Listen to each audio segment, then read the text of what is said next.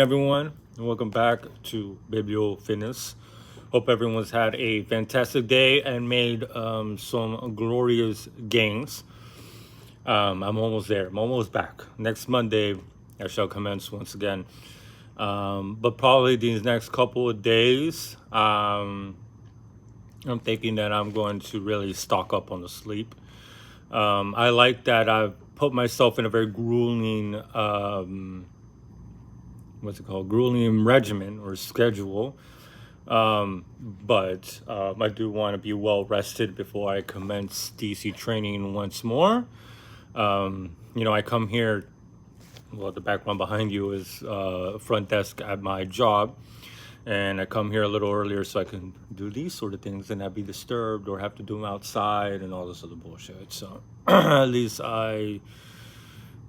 but it's fun. It's very uncomfortable, but I want it. You know what I'm saying? Like a new era has come, and you gotta squeeze the most out of it, and gotta keep pushing for however long you think you can. I'm waking up a bit tired, but the thing in the back of my head is always like the little bitch in your head is always telling you to go back to sleep and you need rest and you need to take a day off and stuff like that. But I don't want to come off as one of those hardcore dudes that, you have to go at it 365 days a week. That's how you burned out. But I don't want to call it quits just yet. I want to keep pushing. It's like progressive overload at work, at the gym, right? But like I said in the previous video, that it's a far more difficult task to retain that level of effort and to retain that mentality throughout the course of a day, and not just an hour and a half, 2 hours, or whatever time you have working out, right? You have to keep pushing even when it hurts. You got to keep grinding. That's the only way you grow. It's only through pain that we achieve freedom, right?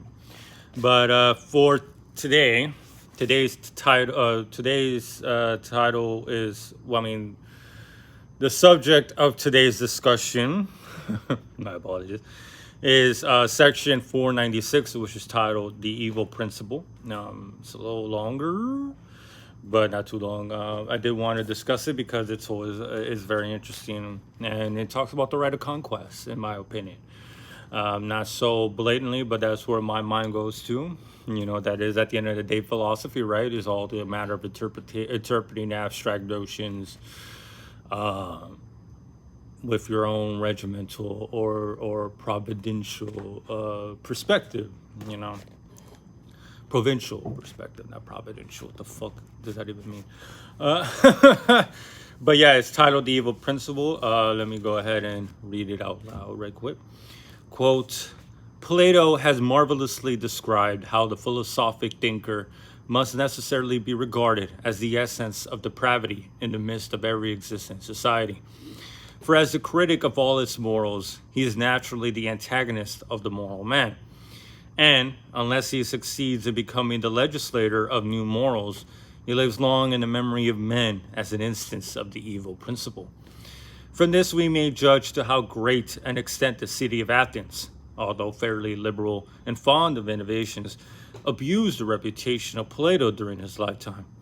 What wonder then that he, who, as he himself recorded, had the political instinct in his body, made 3 different attempts in Sicily, where at that time a united Mediterranean Greek state appeared to be in the process of formation.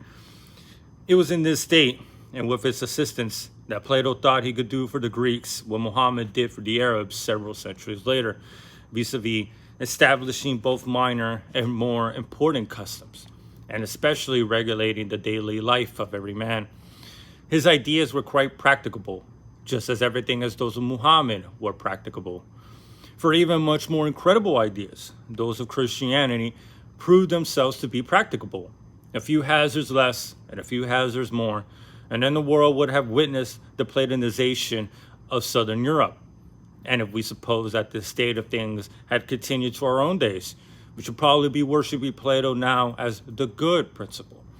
But he was unsuccessful, and so his traditional character remains that of a dreamer and a utopian. Stronger epithets than these passed away with ancient Athens. End quote. Now, this is a subject that he's discussed quite a bit, and he discussed this in Beyond Good and Evil, and it's the notion that the only way that any sort of religion ever takes hold or any sort of philosophy takes hold is through right of conquest. We tend to overlook or suppress that crucial information, that crucial first step, right? We have, there is countless of great thinkers. There's countless of philosophic thinkers. There's a countless amount of religious sects and so on and so forth.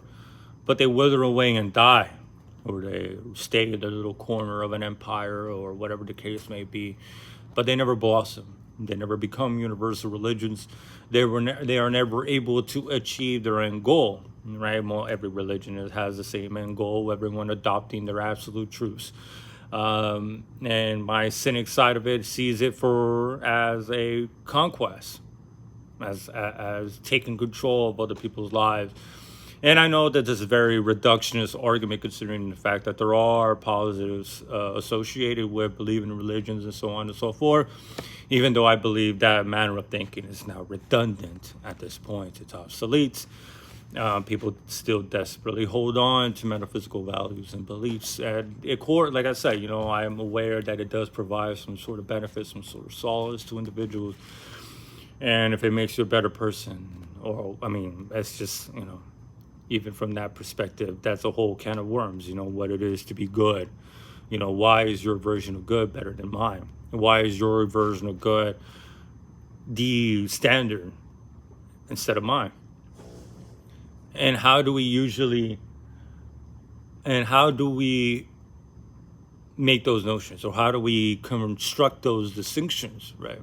It's through right of conquest. The reason Plato's ideas were never able to take off until like a millennia later with the Florentine Renaissance and with the rediscovery of ancient texts, with the correspondence between the Byzantine Empire and Europe, especially Italy, even though Italy wasn't a state, was this transfusion of information and knowledge. The Turks had all the information. The Turks had all the literature. And especially with the First Crusades, bringing back all that stuff, and with the translations, Plato and Aristotle and everybody else was able to take hold once more in the way of thinking. And that's why like today, in modern Christianity, modern Catholicism, you can't separate Plato from Christianity. But that didn't take for a long time. And Plato wasn't made popular because of his own merits. It was made popular by the reconstruction and, I say, mutilation of his thinking, and placed in a way that it substantiates the claims made by Christianity of universality and the good and all this other stuff, right? But Plato wasn't able to pull that off. Athens, his home city, his home city-state, more like it. They had their time in the sun for a few years after the Persian-Greek War. They had their moment in the sun with the Delian League and so on and so forth. And they had their time, they had their opportunities during the Peloponnesian War, but then they made that disastrous endeavor of the Sicilian campaign. And if you're a history nerd like myself, I don't need to expand upon any further, but, they failed. Athens wasn't around for very long as a power, as a true power. Therefore, their ideas were never able to take hold everywhere else. Even our distinction, even what we consider as democracy, it's a democracy in the way that the Athenians came up with that, of the demos, the authority of the demos. And now we're more like a republic. We have elected representatives and rigged elections. So, call it what you will, but I'm very cynical. I don't believe we live in a democracy. I feel like those notions have been fallacious since the moment of its inception. I feel like for one generation you have that sort of idea to take hold, but then the natural tendency of humanity for the better and the stronger, whatever that may mean, according to whatever civilization we may be discussing, they're the ones that end up centralizing power and authority, because that's just a part of who we are. We follow leaders. We follow those who we deem more capable than us. That's why communism will never work. It's just not who we are. But the evil principle, it's very interesting because all these things start off as evil. Even with the example of Plato, even you can extrapolate that onto the examples of Muhammad, of Christianity. When Jesus was around, people thought this was just a religious extremist sect of Judaism. How many holy fools have walked around the face of the earth? How many holy fools have walked around saying that they're the Son of God and they have all these distinct divine qualities? He would have just been another fool getting crucified for no reason, until Mr. Peter came along and really expounded upon those ideas. But you look at any religion objectively and you realize none of it makes any fucking sense as being an absolute truth, because they all practice atavism. They all practice this to utmost degree, always looking, harkening back, acquiring variables, virtues, details, and putting it on to their own. All three Abrahamic religions are related to one another. So how can they all possibly be the absolute truths if they're all related? These are all questions that we need to ask, and people don't want to. But, these all start off as evil. Christianity would have just been another sect. When Muhammad came into the the Middle East and Saudi Arabia, well, not now Saudi Arabia, it was just it was a sporadic nomadic culture. You had these city states that were very, very competitive with one another, especially Mecca and Medina, where it all started, right?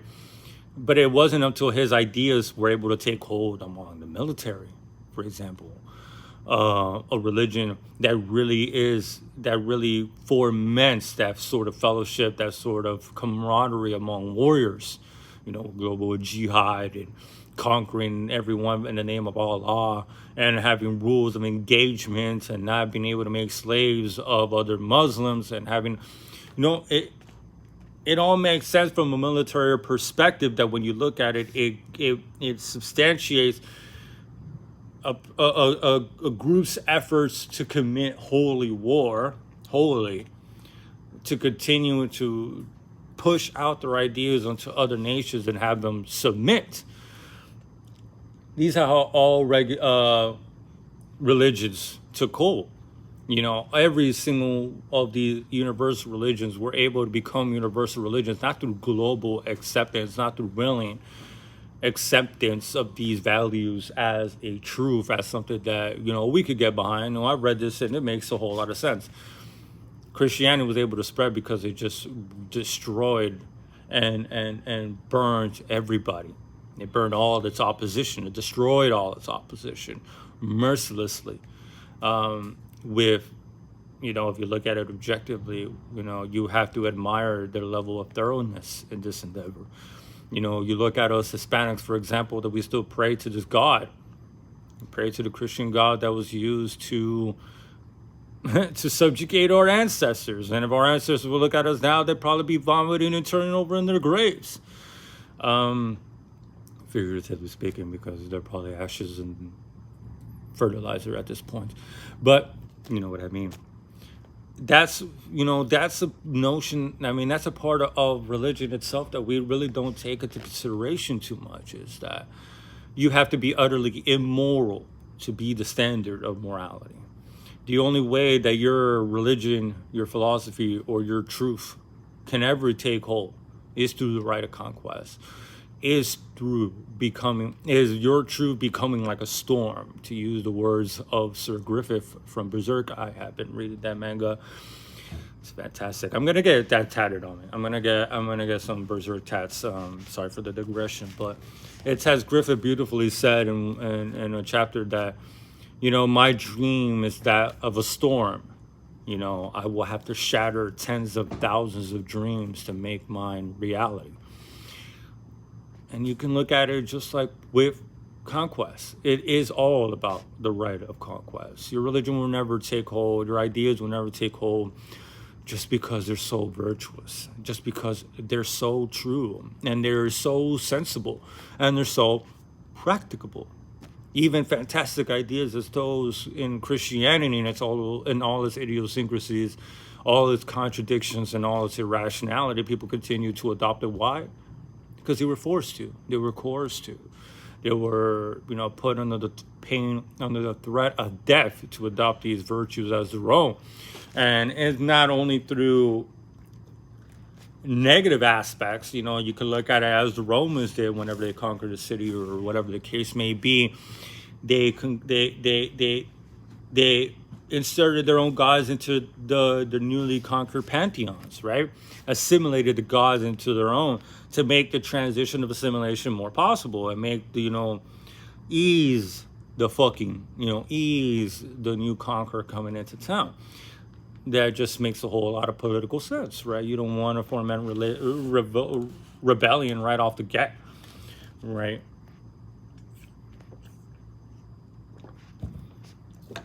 And there's always incentives as well, right? There's always incentives that if you follow our religion, you will get higher positions within our government. You don't have to pay any taxes, for example, with Islam. You have people of the book that they're able to practice religions under Muslim domination, but they have to pay a tithe. They have to pay a tax, and it's incredibly difficult for them to construct any places of worship for their own religions, right?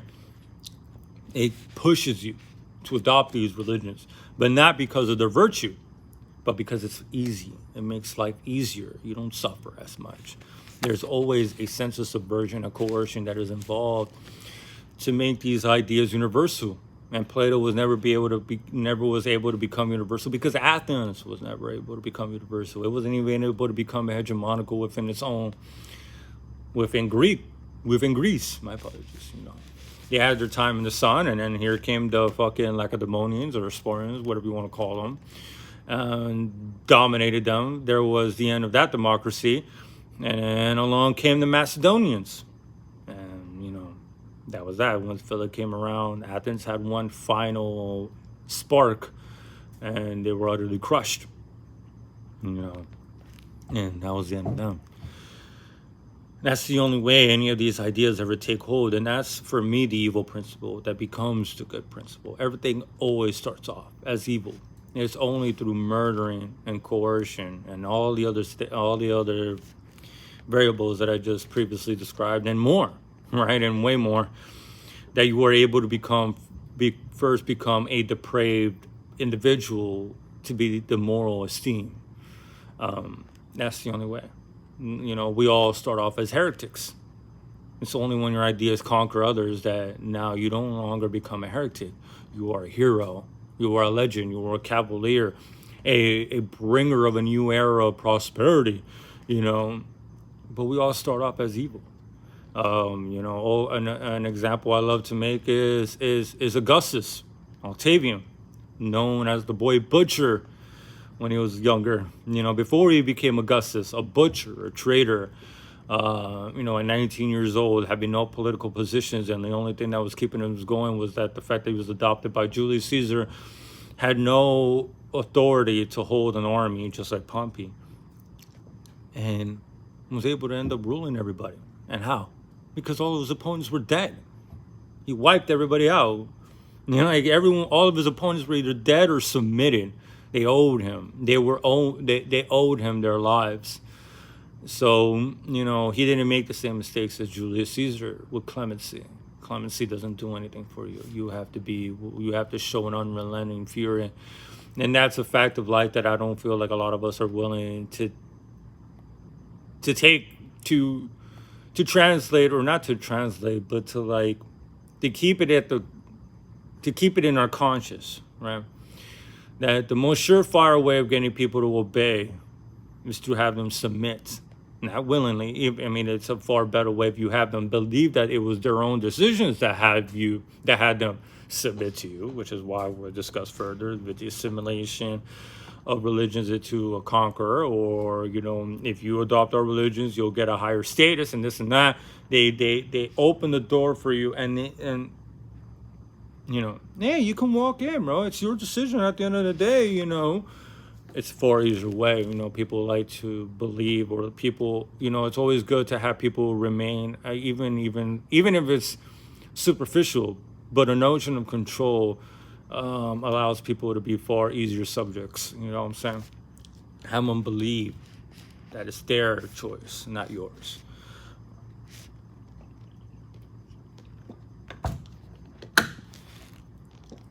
But I like this one, man.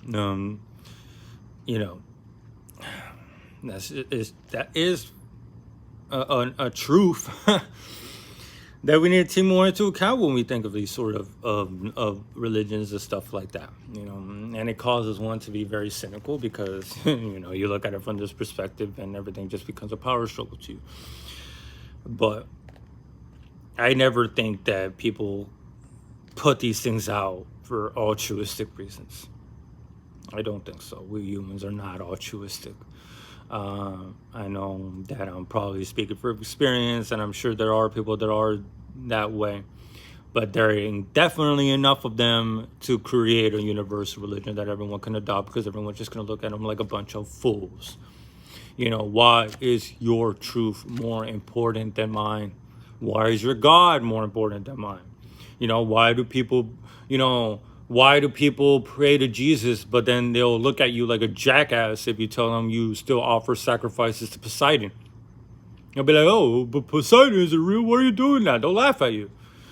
But both deities, Jesus and Poseidon, have the same amount of evidence substantiating their existence. None. But why is one considered to be acceptable and the other is not? Why is that? It's not because one is more true than the other. No. It's through conquest. It's because they ruled, they dominated. They took over many countries. People were submitting themselves to the Pope and oh my God, if I'm excommunicated, oh no. You know, it was a big move by the Pope. You know, you had to obey or you will be excommunicated and damned to hell. It's all through right of conquest at the end of the day. That's the only way that your dreams will ever take hold from beyond just inside your mind. And I don't mean conquest just by sheer force, even though that's how these religions took hold, really. But you know, through your own presence, through your own ideas and logic, and able to have others submit. But that's just really how it all starts. And as time goes by and people become more acclimated and more assimilated into the religions and become more used to the domination of this new religion, it becomes tradition, right? And as time goes by, we forget that fundamental truth. We forget that fundamental first step. As more time goes by, we forget that first step. And we just walk around as if that's always been the case, right? And we always walk around as if this has always been true, as this have always been morally virtuous instead of morally repugnant. Many people had to die for your religion to be the standard. Many people had to be crushed for your dream to be reality. And it's no different with ideas and religion, right? So that's why I love Nietzsche, right? But that'll be all for today.